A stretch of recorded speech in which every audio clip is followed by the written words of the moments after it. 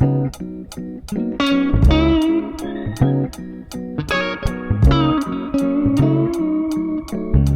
Libra, and welcome to your July 2024 horoscope. I hope you are excited for the month ahead because there is a lot going on. And I don't mean that in the sense that there are a lot of big transits necessarily, but just the fact that there are a lot of transits. There's a huge quantity of transits during this month. For the sake of time, I'm not going to go through all of them during this horoscope. I'm just going to highlight the most important ones, the ones that are going to be most prevalent or felt most intensely. However, of course, if there is a date during this month that you're really going through it, it's really impacting you and you need some time for yourself, even if I'm not mentioning it in this horoscope, then please go ahead and listen to yourself. Take the time that you need to take care of yourself. We start off the month on July 2nd with Neptune going retrograde. Neptune is going retrograde in your 6th house until December of this year. And Neptune has been in your 6th house since 2011. So for quite a while, it's been telling you about the dreams that you have when it comes to being of service to others. The dreams that you might have when it comes to the routine of your day-to-day life as well. And now that Neptune is retrograde, it's time to reflect back and to consider how you have shown up when it comes to these themes, how you have been of service to others, how you have been showing up with your routine and with your health. I would say try not to take any action in this area while Neptune is retrograde. It's better to use that time more to reflect, to go internally. In December, when Neptune goes direct, I would recommend that you use some of that knowledge during the retrograde period to be able to take some actions, maybe adjust course or keep going the same course if you already felt like you were on track. On July 6th, there's a new moon in Cancer in your 10th house.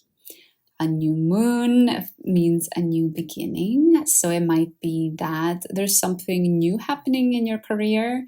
You know, this could be as big as getting a new job or a promotion, but it could also be just a new type of attitude that you adapt in your work, or a new type of a newfound courage and determination when it comes to your work as well. On July 10th, there's a really interesting aspect, two aspects that are happening between Venus and the Sun in your 10th house and Saturn and Neptune in your 6th house. And what I love about this day is it feels like the universe is reminding us that we cannot look at transits removed from others, that it's all sort of connects together into this one web of lessons and experiences. So on this day, the Sun trines Saturn and Venus trines Neptune. The way this might play out for you, Libra, is you're getting some great attention, recognition when it comes to your career. You're starting new things and they're probably developing really well. And as a result, that's giving you some of that energy that you need to direct that to your own health, to your own routine, right? When we have something, when our work is going well and we're feeling recognized, we find it easier to get out of bed in the morning. We find it easier to get up and eat good food and go ahead and do our workouts. A day later, on July 11th, Venus enters the sign of Leo. And because Pluto is at 0 degrees of Aquarius, Venus ends up opposing Pluto. So Pluto is actually going to be quite a central planet in all of July. This is because Venus is going to oppose it. Later, the Sun is going to oppose it. And we're even going to have a full moon later in the month where Pluto is involved. And for you specifically, Libra, because Pluto is in your 5th house, you might feel this tug of war between being responsible, working towards your future goals, showing up, checking off the to-do list, versus having fun, making sure that you are spending time on the things that bring you joy, that you're spending time to take care of your inner child, and just doing things that you enjoy for the sake of enjoying them, not because they're going to take you somewhere greater or give you a better job or give you more money or get you in the house that you want to live in. Because it's an opposition between Venus and Pluto, you might feel a tug of war between these two parts of yourself throughout the whole month of July. One of the biggest events of the month is a conjunction between Mars and Uranus, which will happen on July 14th. Mars and Uranus are in your 8th house, so you might be quite explosive when it comes to your vulnerability. I really see this perhaps as you might have a sort of a stoic face towards others. You might not necessarily be sharing how you're feeling. And something happens around this day that just makes you explode. You all of a sudden reveal quite dramatically and quite suddenly how you're really feeling to this other person. There might be this motivation to do that because perhaps there's a boundary being crossed, or perhaps you feel like your own uniqueness and your own individuality is being infringed upon, and you can't take that anymore, and you want to make sure that you stand up for yourself. On July 20th, Mars enters Gemini, or your 9th house. With Mars entering Gemini, there might be a little bit more of the scattered energy. We feel driven to do a lot of things, and there might be a tendency to stretch ourselves thin. And for you, Libra, because it's entering your 9th house, you might be stretching yourself thin with the education you're taking, the books you're reading, the travel that you've signed up for. And overall, you might be feeling sort of stretched thin when it comes to the different lifestyles or values or beliefs that you're holding your life up to. If I had to give an example on this, I feel like you might feel conflicted maybe on this day as to, well, I want to be a girl boss, hustle in and achieve everything when it comes to my career. But at the same time, I want to go live off grid and have a farm and grow my own food.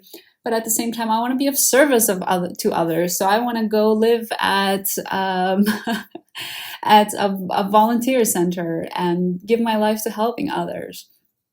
And you might feel really stretched in upholding all of these values and lifestyles, and they might feel a bit at odds with each other as well.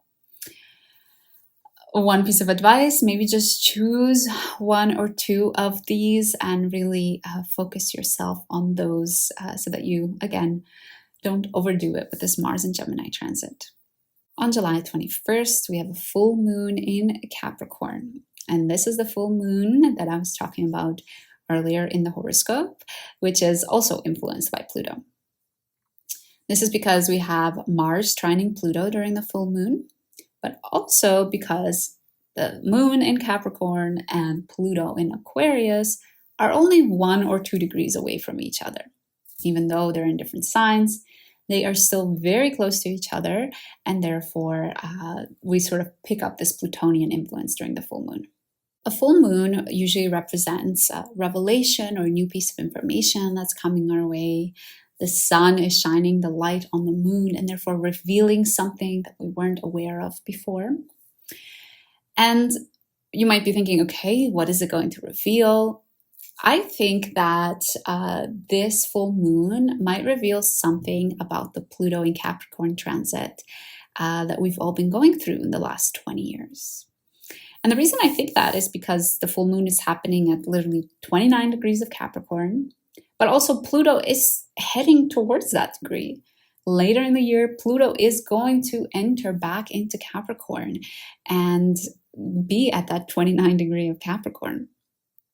So I really see this full moon as us realizing some piece of information that we might have overlooked the last 20 years while we were experiencing Pluto in Capricorn. And I don't think this piece of information is going to be something negative or difficult because we also have the influence of Venus, Jupiter, and Neptune during this full moon. Because of these planets, which can be quite ethereal, quite benefic planets, I do think that the piece of information will feel almost like the missing puzzle piece, the one little piece that we were missing to be able to make sense of the last 20 years, to understand why what happened needed to happen, to understand how the Pluto and Capricorn transit has led us to be the person, exactly the person that we need to be right now. And for you, Libra, the last 20 years, Pluto is in your fourth house. So you probably learned a lot about belonging, a lot about what family means to you. And perhaps you even created your own family, your own group of people that you know that you can trust. So it might be especially some awareness, some little puzzle piece, little piece of information when it comes to belonging and family that you become aware of during this full moon. The day after, on the 22nd, that's when the sun enters Leo and opposes Pluto. Because of this, I do feel like the full moon might be a little bit more drawn out. The effect of it might continue to be felt on the 22nd and a couple of days after. I want you to also reflect back on what happened when Venus opposed Pluto. It might be the same themes coming back up during this full moon, and especially on the 22nd when the sun opposes Pluto. The last transit that I wanted to bring up in this horoscope is the sextile between the sun and Mars. Mars is in your 9th house and the sun is in your 11th house. All of the travel that you've been doing and the education that you've been following and maybe the different lifestyles that you've sort of been trying out are making it really easy for you right now to direct your life in the direction that you want it to go. It's this idea that you've been learning about the way that others live their life. You've been seeing it with your own eyes. You know, how do people in this country I'm traveling to live? Like, what do they do? How do they organize their days? And it's really giving you the information that you need to also know, okay, what goals do I want to achieve? What do I need to change about my future? What types of people do I need to connect with so that I can also make sure my life heads in a direction that feels aligned with me as well? So it's like your travel is really motivating you and making it super clear for you your future goals that you want to achieve. So overall, Libra, I hope you're excited for July. There's quite a bit of focus on self-expression, having fun, but also at the same time, traveling and focusing on your career and your future goals. So overall, I think it should be a nice balance between living in the moment and planning for the future. Before I let you go, Libra, I also wanted to remind you that I'm doing a giveaway. When we reach 1,000 subscribers on this channel, I will give one of you a free reading. So make sure you subscribe. Thank you so much for joining me, Libra, and I hope to see you again soon.